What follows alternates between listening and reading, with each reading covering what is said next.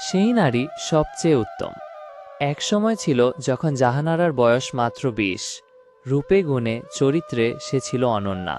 অনেকেই তাকে ভালোবেসেছিল, কেউ ফুল দিয়ে, কেউ প্রতিশ্রুতি দিয়ে। কিন্তু সেই সবসময় এক কথায় উত্তর দিত, আমার ভালোবাসা আমার স্বামীর জন্যে আমানত।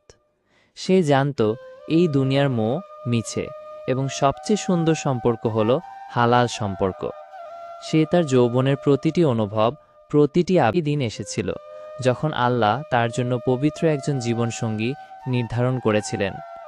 জাহানারার চোখে ছিল শান্তির অশ্রু, কারণ সে জানত সে তার আমানত রক্ষা করতে পেরেছে।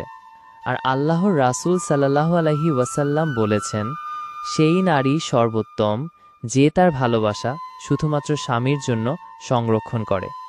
প্রতিশ্রুতি প্রতিশ্রুতি ও পাবা এক কারাম। ইসলাম শান্তি ও হালাল ভালোবাসা শিক্ষা দেয়।